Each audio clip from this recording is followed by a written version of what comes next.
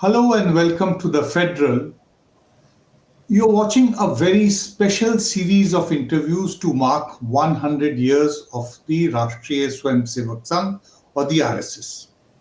Over the series, we have been having interviews with various experts, people who have spent several years, some of them have even spent several decades trying to understand, read, about the RSS and decode its politics and its ideology. I am today joined by somebody who's actually spent decades in studies of the RSS and has written countless books. He would be in a better position to tell the number of books that he has written. That is, welcome to this program, Professor Shamsul Islam. Shamsul Saab has been a professor in the Delhi University. He's now retired. He spent several decades in Delhi University, retired now. Has been a very active civil society member, active in street theatre, in political argumentation, a fairly well-known face also. Welcome to this program, Professor Shamsul Islam. Thank you, Nilanjan. And I must thank TheFederal. That federal means uniting parts, different parts. So after long time, Nilanjan and Shamsul Islam have come in contact through the Federal. So thank you. And Nilanjan also, thank you for giving me an opportunity to be part of a show here. So thank you, sir. Thank you very much. Speaking as a journalist for the last 4.5 decades, in fact, from the 1980s, early 1980s onwards, when I kind of drifted into the profession, we have always seen the rise of communal forces in the country. 1980s used to be called that there was one communal riot after another, starting with the most ghastly riot in Muradabad in 1980. And thereafter, it kept on happening one after another. Now, through all these years, we always said that Hindu communal forces are always mirrored by the Muslim communal forces. That there is actually very little to differentiate between the two. They are equally bad. And they have to be countered at the same time. You cannot be more critical of one and be, having some kind of a pardon for the other. It cannot be done. Now, historically, let us try to understand, because I know that you have actually studied the history of the emergence of communal politics in the country, both studying the RSS and the Hindu Mahasabha and various so-called people who think about the RSS, and also Muhammad Ali Jinnah, known for his two-nation theory. Is there any difference, or would you say that they kind of mirror each other? Yes, they mirror each other, and the issue which you raised, that this was the Muslim communalism or Muslim bigotry which helped the Hindu nationalist or Hindutva, RSS or Hindu Mahasabha. It is absolutely wrong, because if you see pre-partition India, these are Muslim League and Hindu Mahasabha, icon of RSS, who ran coalition governments with Muslim League. That's right. This was in Bengal. In Bengal, in Sindh and northwestern frontier area. We do not know, even those people who feel that they are fighting against Hindutva and RSS or Hindu nationalism, they do not know these facts. Another fact which is rarely known in this country, that when Netaji Subhash Chandra Bose was organizing Azad Hind Fauj, Indian National Army, that is the time that Muslim League and Hindu Mahasabha together in the sense that not in the same tent, different tents, they are recruiting Hindus and Muslims into British Army Why? Because danger is coming from northeast. This danger is what Netaji Subhash Chandra Bose INA would lead the attack. So they are doing it together, and both of them. In fact, there is a competition that who is the better profounder of two-nation theory. Long before Jinnah, 1940, it is 906 that Hindu Mahasabha leader Bhai Parmanand had said that Muslims should be thrown away to Afghanistan. 1937, Savarkar addressing Ahmedabad Hindu Mahasabha Congress said that Hindus and Muslims are two antagonistic nations. Let us go back to, you referred to Bhai Parmanand in 1906. Let us go back to the formation of the Hindu Mahasabha and try to understand as to how the Hindu Mahasabha was established in 1906, and it was first started in Punjab, if I am not wrong, and thereafter in 1915, as an all India organization, it evolved. What were the basic, the ideological spirit, and what were the basic objectives of the Hindu Mahasabha when it was formed? Nilanjal, I will beg for 2 to 3 minutes to explain what is happening in the beginning of 20th century and what had happened immediately after 1857. See, that's 1857, right. the great liberation struggle. Hindus, Muslims, Sikhs together, Christians together fought. That's right. And they were defeated. The Muslims, Hindus, Sikhs were fighting together. They laid down more than 1 million martyrs. Every inch of Indian territory is wet with their blood. Joint martyrdoms.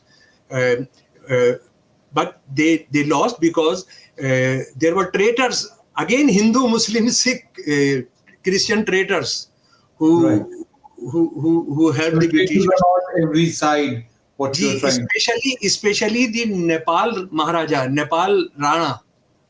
Mm-hmm. When Britishers had almost lost UP, Bihar, and Uttarakhand, he came with about 80,000 of the Hindu Sena, the Gorkha Sena, and the scene changed from victory to defeat.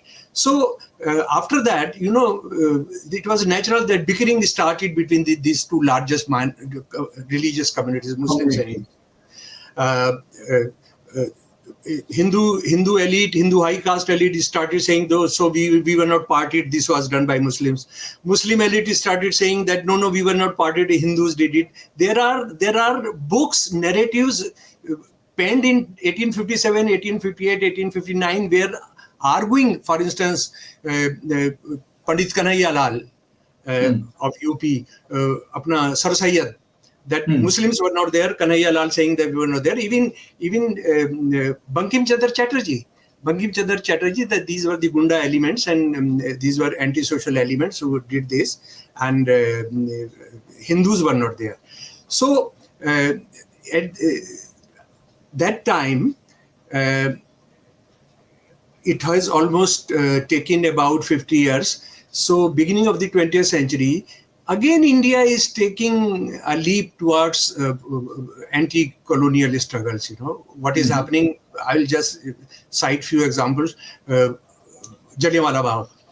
Yeah, most famously Jallianwala Bagh, and then Jallianwala Bagh. And what is happening in other places also? Just let me. I'll just.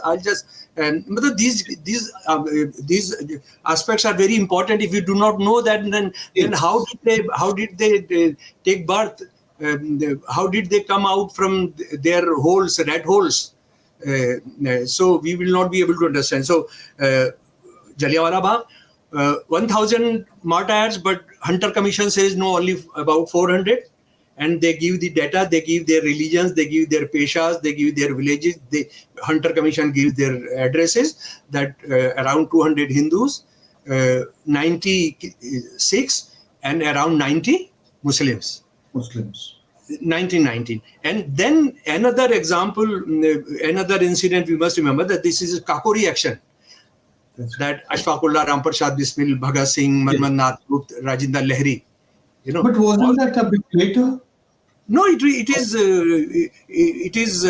1925. Yeah, 9th August 1925. yeah. Me, Yes. I see. I'm also coming down to RSS, not only Hindu Mahasabha, Okay, okay, right?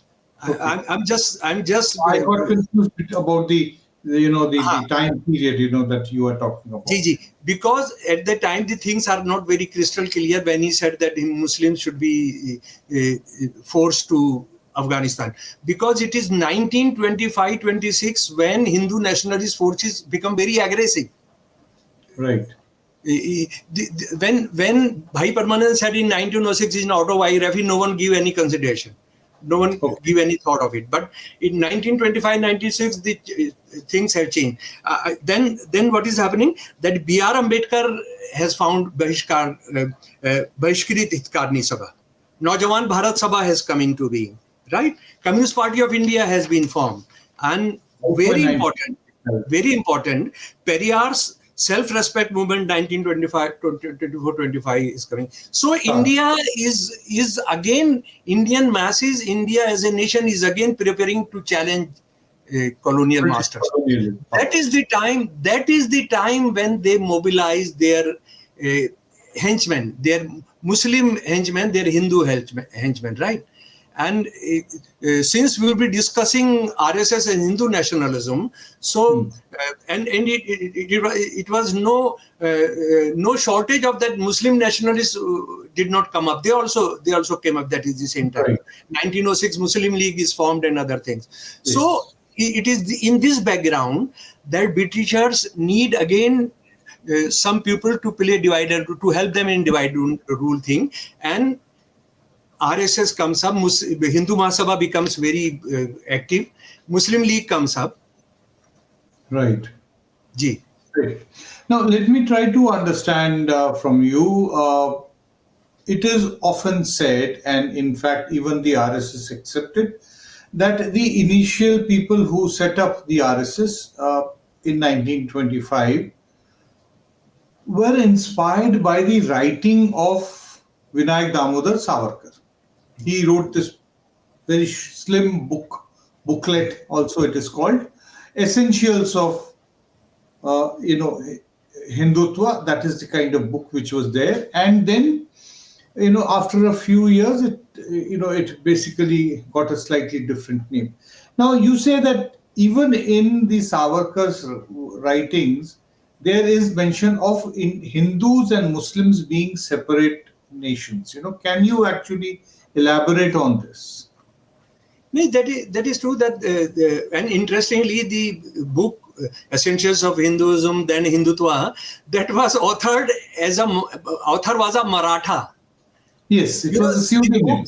The book which emphasizes it was a pseudonym for Savarkar. To be an Indian, to be a Hindu, Hindu nationalists were so confused, Lord, and so sorry to say, so idiotic, they did not know what they were writing, what they were doing.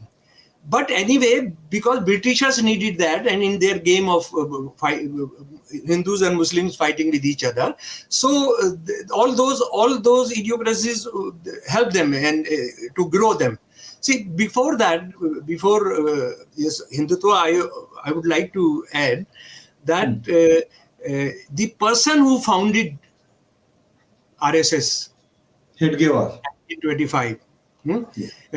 Another thing that sometimes the aura and the history which they are heritage of the RSS which they have created, that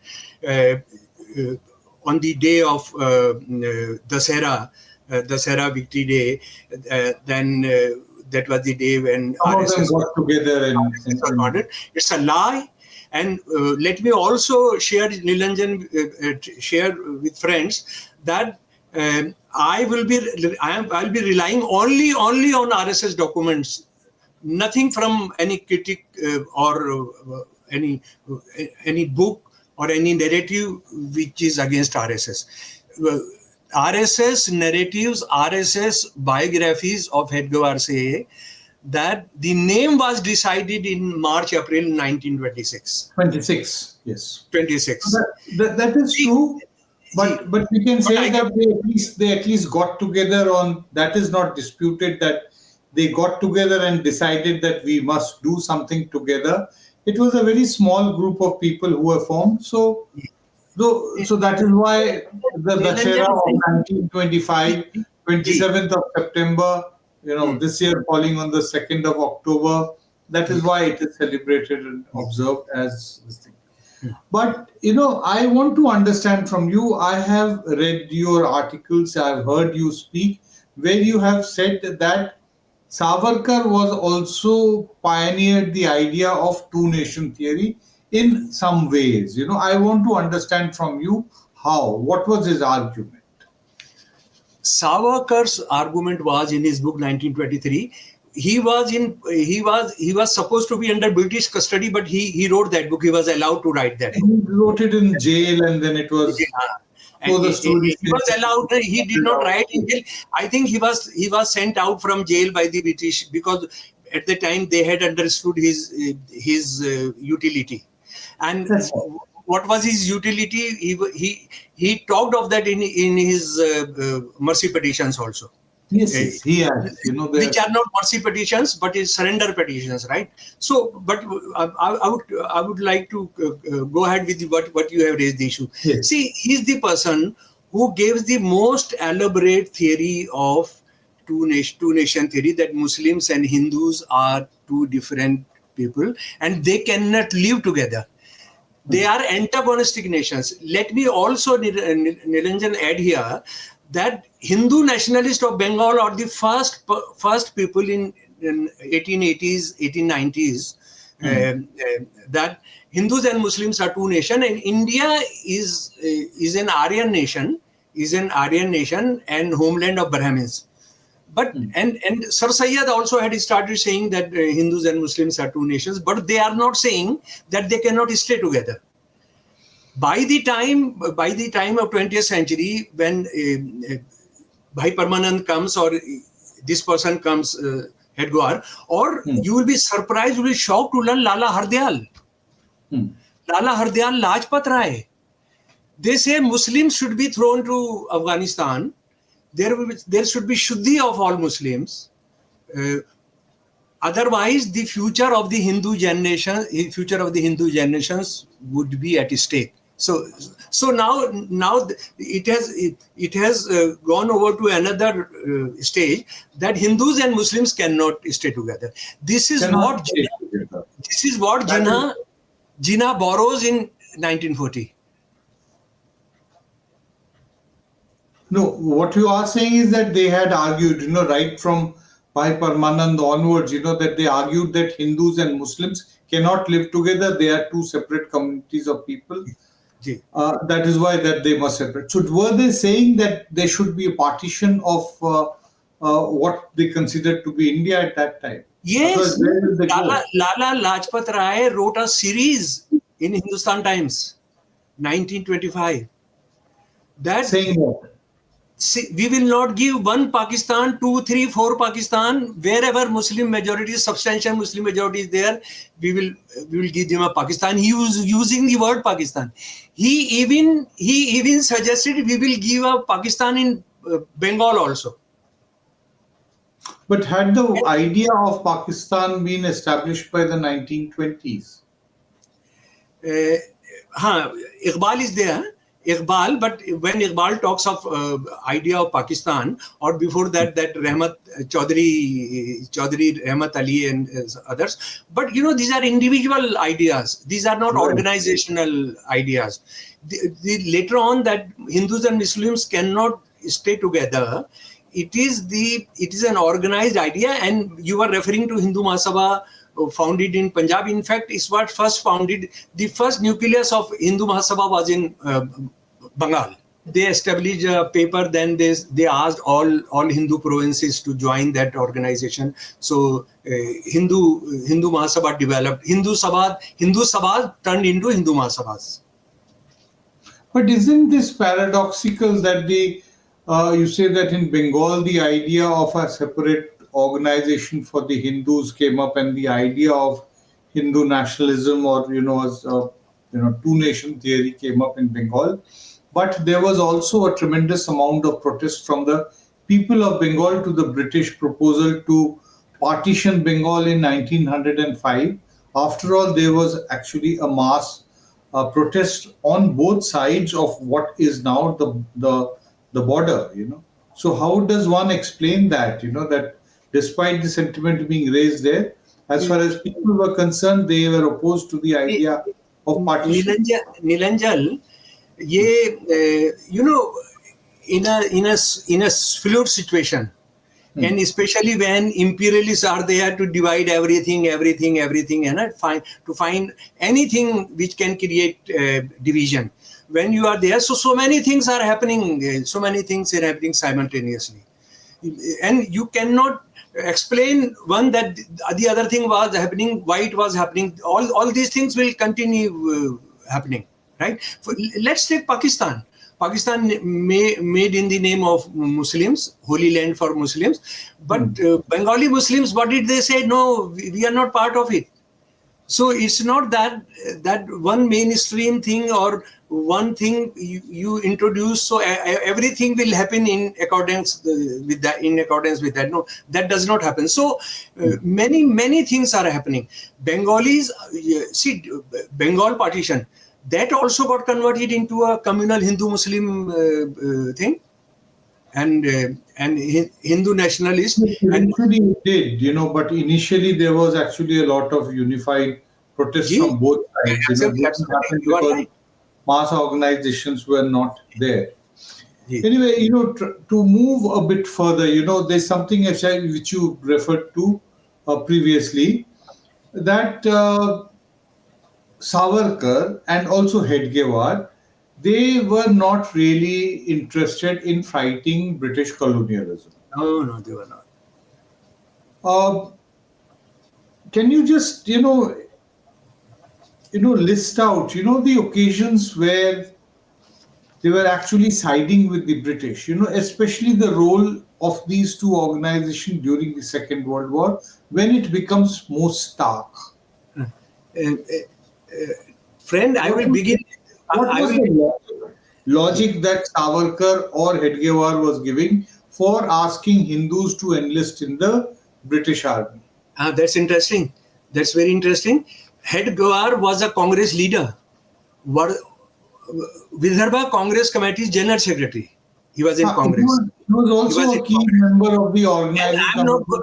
I'm not going how he went to jail twice under Congress call, but why did he leave Congress is very important. It is available. It is available in all his biographies printed by RSS after independence. That he left the Congress because Gandhiji believed in two things. One thing, that India is not a Hindu nation. India is an all-inclusive nation. Hindu, Muslim, Sikhs all make the nation. Secondly, Gandhiji stresses on Hindu-Muslim unity. That's right. So he incorporated the Khilafat movement within the nationalist agenda. But interestingly, my dear friend, the first time Hedgewar went to jail for delivering a very, very hot speech in favor of Khilafat movement. You will be surprised, you will be shocked to learn that This was in 1920, right? 1920. It was giving a very poisonous, very hard-hitting speech in favor of Khilafat movement. In favor of the Khilafat. But we come back to your original query, that Second World War and asking Hindus to join the Indian, the British Army. Why did they want it? Because they wanted that the Gandhian cause, Congress cause, that anti-colonial struggle, India should be a nation, all-inclusive nation, egalitarian nation. They did not like that. They wanted a Hindu nation. Let me just share with you some of the original writings of Savarkar and others. 1942, Congress is banned. General anti-British political parties are banned. The India movement call has been given. Muslim League and Hindu They- Mahasabha are not banned. RSS yeah. is not banned because they said that we are ours is a They cultural. also do not leave. They also do not leave the government. Shama Prasad Mukherjee continues being the minister in the Bengal government. See, Muslim League government led by Yes. Fazlul Haq. See, Yes. so what is happening? And when Netaji Subhash Chandra Bose has gone out and organizing Indian National Army, our best national interest demands that so far as India's defense is concerned, Hindudom must ally unhesitatingly in a spirit of responsive cooperation with the war efforts of the Indian government insofar as it is consistent with the Hindu interest by joining the army, navy and aerial forces in a large number as possible and by securing an entry into all ordnance, ammunition and warcraft furnaces. He also called upon Hindus to flood the British army, the navy, the aerial forces with millions of Hindus. And that is the time, my dear friend, when Congress has given a slogan, Ek bhai nahi, ek pai nahi. Not a dime, not a brother for this Not war. a brother. Not a brother, ji.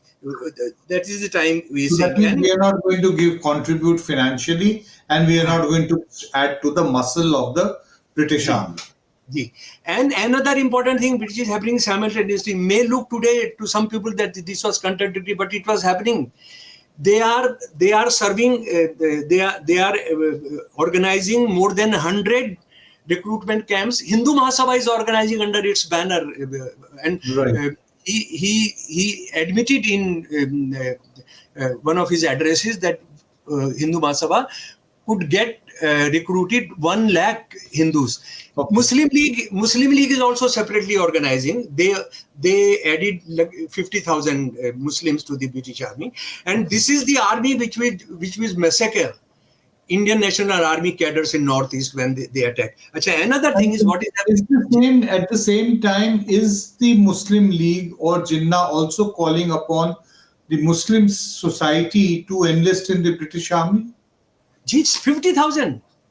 Okay. But one difference was there. Hindu Mahasabha had joined the Defense Council of the Viceroy. Jinnah did not join. Okay. Achha, another thing. But he will also give a call for Muslims to join the British Army 50,000. and become soldiers. More than 50,000. Achha, So another thing, Niranjan, just let me complete one thing. Another thing which Yes. is happening, that Muslim League and Hindu Mahasabha are running coalition governments. yes, that is in Bengal, Sindh. Which are the other places? Bengal, Sindh, and Northwest Frontier. Northwestern Frontier. Yes. In practical politics also, the Mahasabha knows that we must advance through reasonable compromises. Witness the fact that only recently in Sindh Hindu Mahasabha, on invitation, had taken the responsibility of joining hands with League itself in running coalition government. The case of Bengal is well known. Wild leaguers whom even the Congress with all its submissiveness could not placate grew quite reasonably compromising and sociable as soon as they came in contact with the Hindu Mahasabha. And the coalition government under premiership of Mr. Fazlul Haq and able lead of our esteemed Mahasabha leader, Dr. Shama Prasad Mukherjee, functioned successfully for a year or so to the benefit of both the communities. This is not myself saying, Nilanjan saying, some communist saying. This is a part of a speech of Veer Savarkar, who wrote only 7 mercy petitions. So we have been able to establish that from the first decade of the 20th century till well into the 1940s, we see that both the idea of Hindutva forces as well as the Muslim League, they are actually mirroring each other. Now, there is another point which you actually very strongly make through your various writings and your public interventions, that though ostensibly the RSS said that they are aiming to further the interests of the Hindu community, make them more stronger, make them more self-confident, and all that they are trying to do. But at the same time, they are anti-Hindu.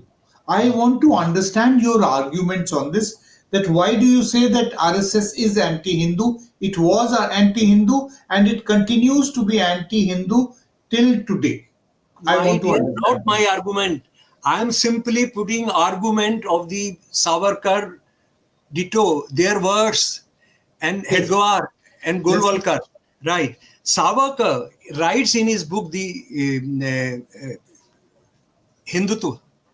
This system of four varnas, which could only be wiped away even under the Buddhistic sway, grew in popularity to such an extent that kings and emperors felt it a distinction to be called one who established the system of four varnas.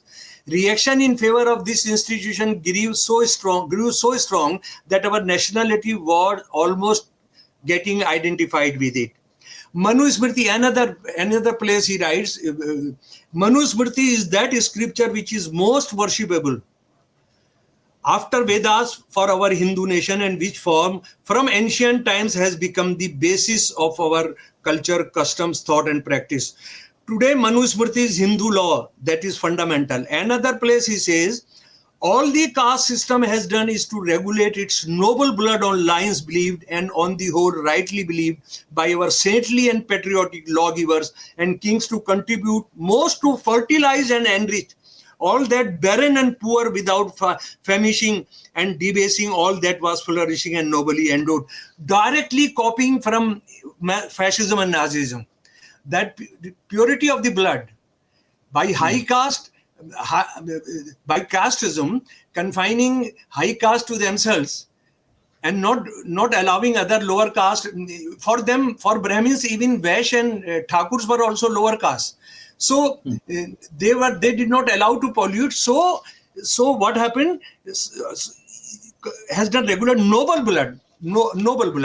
Then another important thing is that sometimes let me just first say what Golwalkar said, sir. The Hindu people's Varna system, that people who have this four-fold arrangement, the Hindu people, is our God.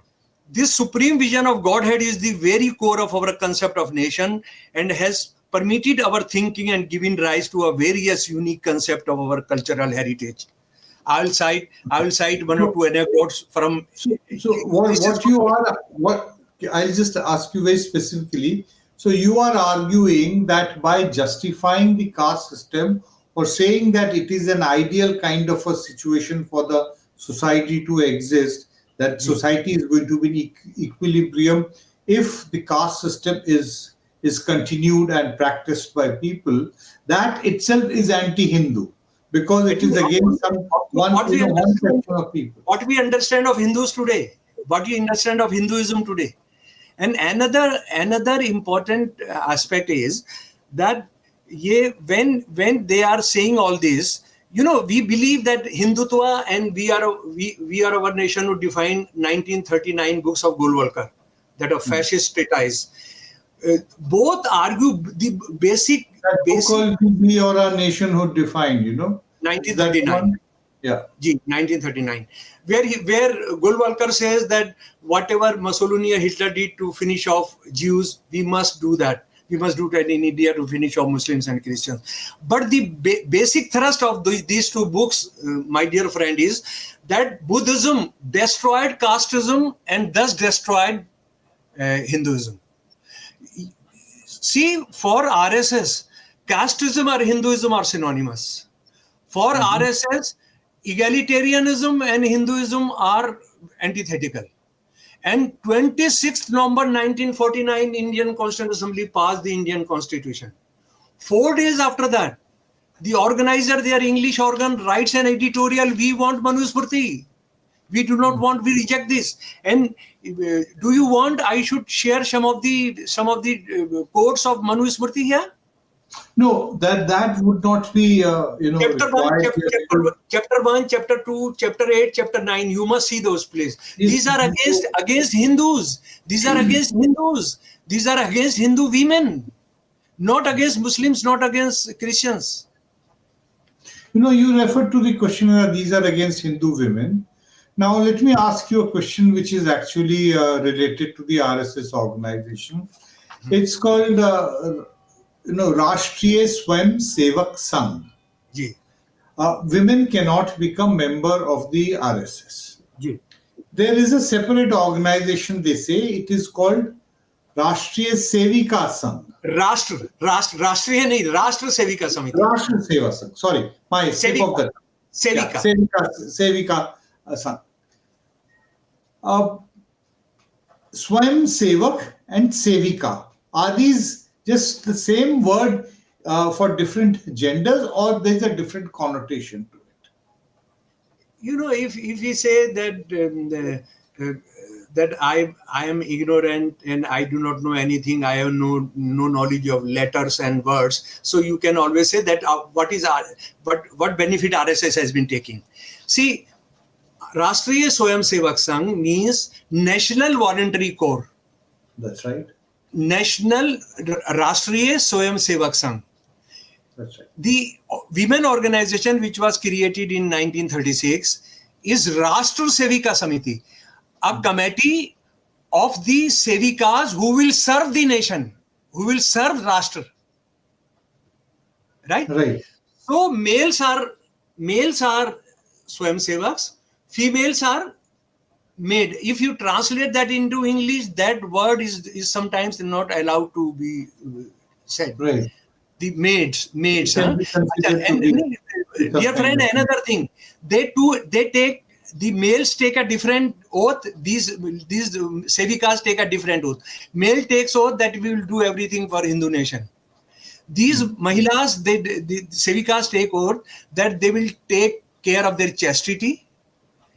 They will take of their honor. They will be very soft spoken. Right? Okay. They will serve as a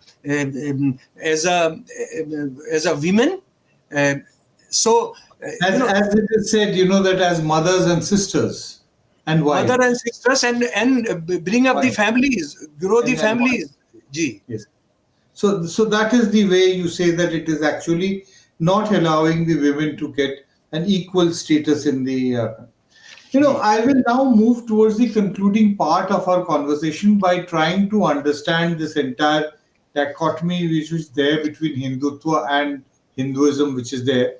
In the last few years, very specifically, we have been hearing one new word which is being used by the leaders, especially of the BJP, that this is under attack from all kinds of anti-Hindu forces. Sanatan.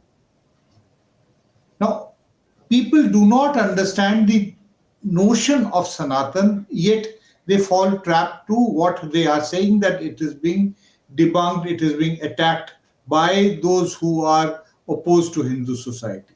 How would you explain their argument, the framework of Sanatan, and what are they trying to say? See, you keep on changing nomenclatures, names, titles, and ideas. You keep on changing the names, but that does not make so far as the reality is concerned. We do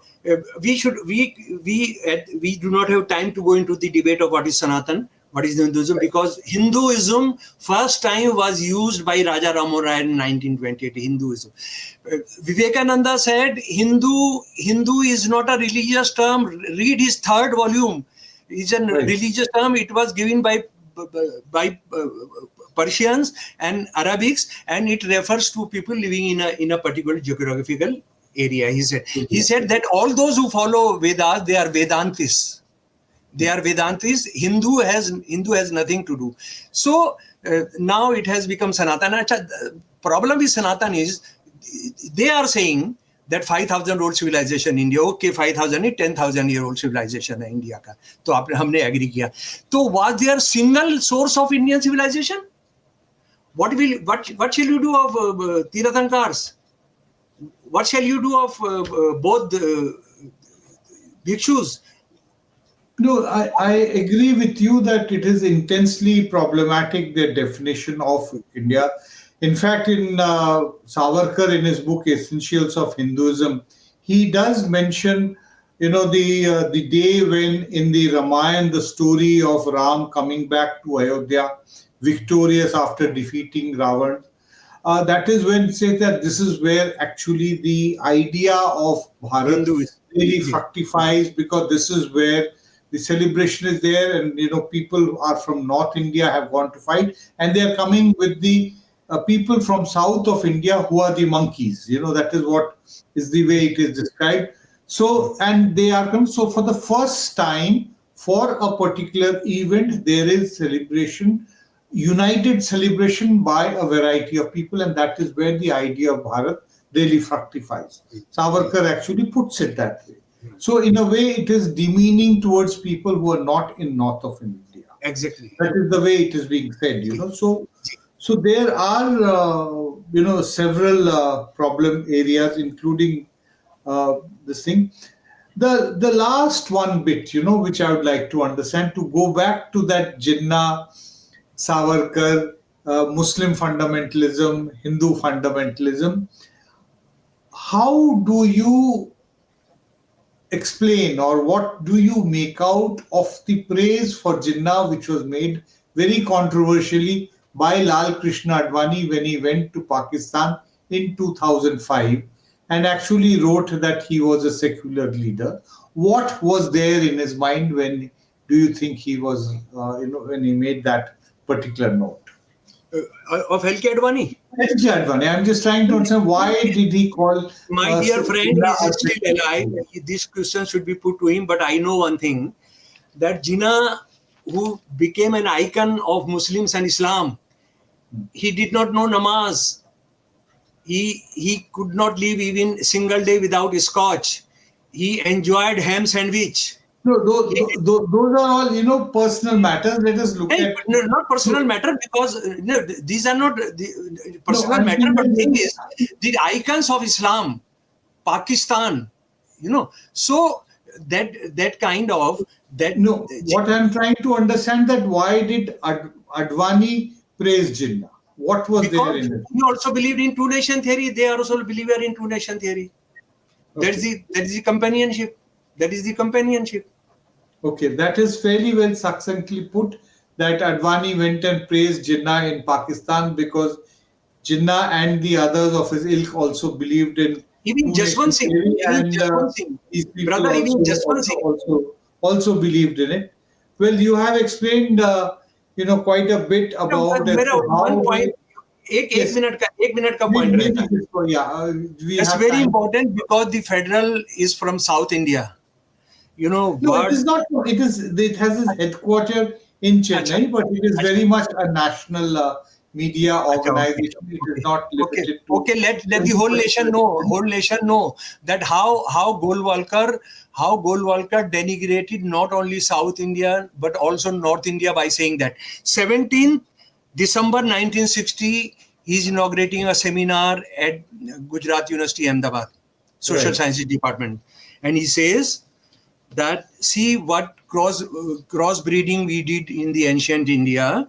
See, in an effort to better the human species through crossbreeding, Nambudri Brahmins of the north were settled in Kerala, and a rule was laid down that the eldest son of Nambudri family could marry only the daughter of Vaishya, Kshatriya or Shudra communities of Kerala. Another still more courageous rule was that the first offspring of a married woman of any class must be fathered by a Nambudri Brahmin, and then she could beget children by her husband. Today this experiment will be called adultery, but it was not so. It was limited to the first child.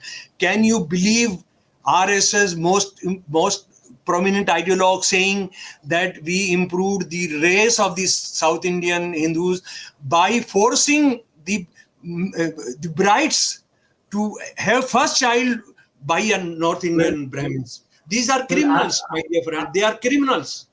I will, bring this discussion to all, because I'm not really an expert on this subject which you have, raised. So I will leave it at that, and I'll definitely say that you have actually put your point of view and explained quite well as to how the RSS and the Muslim League, in a way, they mirror each other. They still continue to be having the same kind of outlook as explained, that the two-nation theory, and also that the RSS is anti-Hindu for the fact that it is not it does not have an inclusive vision of Hindu society. Thank you very much, Shamsul Islam, for joining me on this program and for making some of these very controversial and contentious points quite, strongly. Thank you so much.